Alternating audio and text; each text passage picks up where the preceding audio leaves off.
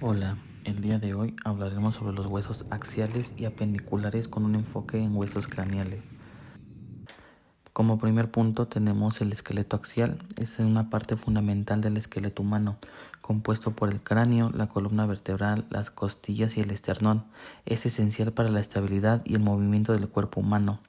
80 huesos lo conforman y su función principal es la de proteger órganos vitales, como es el caso del corazón, los pulmones, la médula espinal y el cerebro. En cuanto a los huesos que protegen el cerebro, son en los que buscaremos un mayor enfoque en esta exposición, ya que más adelante se hablarán de ellos.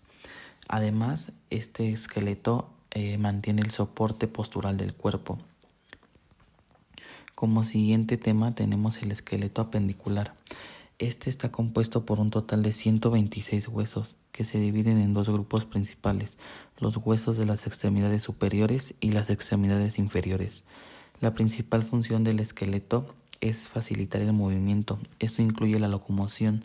¿Qué es la locomoción? Pues prácticamente es lo que nos permite el desplazamiento del cuerpo a través de las extremidades, como lo es el caso de caminar. Otro punto importante es la sujeción de objetos. La mano proporciona la estructura necesaria para agarrar y manipular objetos pequeños, medianos o grandes. Otro punto importante es el soporte, ya que ayuda a mantener la postura y el equilibrio del cuerpo. El hueso frontal forma la pared anterior y aproximadamente una tercera parte del techo de la cavidad craneana. Va de la sutura coronal, en la altura de la coronilla, hacia la parte anterior, donde se angula hacia abajo, formando una laminilla llamada escama frontal, la cual constituye la frente. Por encima de la órbita, tiene un abultamiento que forma los arcos superciliares y continúa por debajo en los rebordes supraorbitarios. Después, el hueso frontal se extiende posteriormente, formando el techo de las órbitas oculares, que también son parte del piso de la cavidad craneana. En la profundidad de la escama frontal se encuentran unas cavidades revestidas de mucosa, llamadas senos frontales. Esas cavidades pueden encontrarse también dentro de otros huesos craneales y faciales, cerca de la cavidad nasal y se llaman en conjunto senos paranasales. Los senos paranasales actúan como caja de resonancia de la voz y también aligeran el peso de la cabeza. La principal función del hueso frontal es proteger el lóbulo frontal del cerebro y los ojos. Bueno, yo hablaré sobre el hueso temporal y el occipital. El hueso temporal se localiza en la parte lateral e inferior del cráneo, es decir, a los lados de la cabeza. Es un hueso muy complejo porque participa en varias funciones esenciales. Protege el encéfalo, aloja estructuras del oído y sirve de inserción a músculos importantes. Se divide en varias porciones. La porción escamosa, que es la parte más delgada y plana. La porción petrosa es una muy dura en donde se encuentran las estructuras del oído medio e interno, encargadas de la audición y el equilibrio. La apófisis mastoide, una prominencia que podemos palpar detrás de la oreja.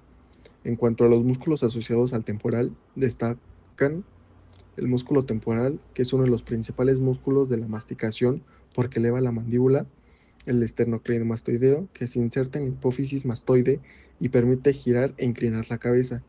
También se insertan músculos pequeños como el diagástrico, los músculos auriculares, que permiten movimientos muy sutiles de la mandíbula y la oreja. El hueso temporal se localiza en la parte lateral e inferior del cráneo, es decir, a los lados de la cabeza. Es un hueso muy complejo porque participa en varias funciones esenciales.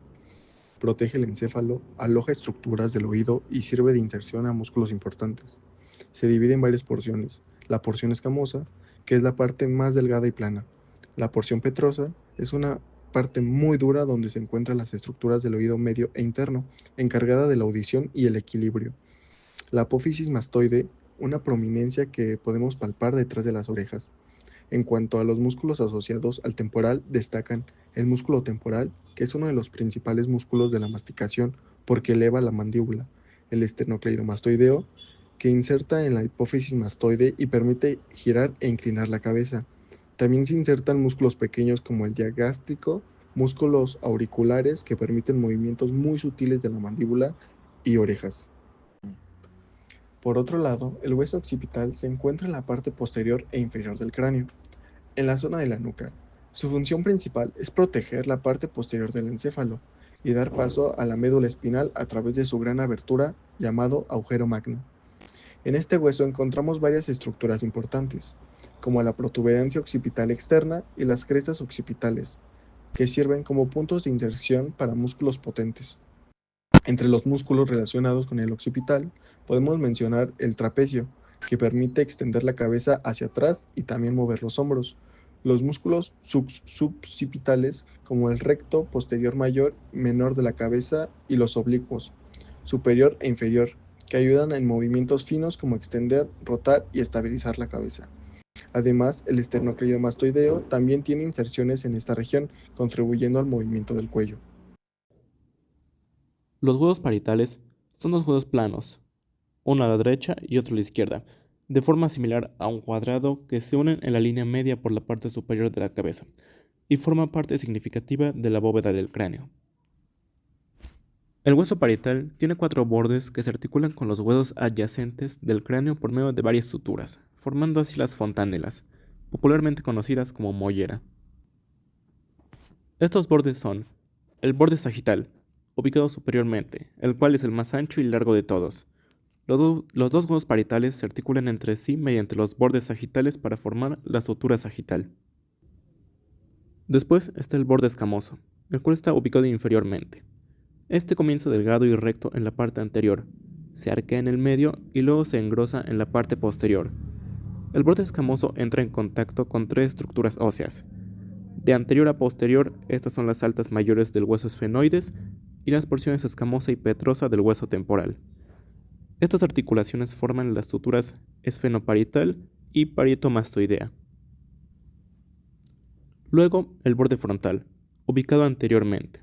Es el borde más dentado del hueso parietal. Entra en contacto con el hueso frontal para formar la mitad superolateral de la sutura coronal. Y por último, el borde occipital, ubicado posteriormente. Este también es muy irregular y forma la mitad inferolateral de la sutura lambdoidea, al articularse con el hueso occipital. En general, el hueso parietal desempeña un papel muy importante en la protección del encéfalo. Además, su conexión con otros huesos craneales asegura la estabilidad y funcionalidad de la cabeza.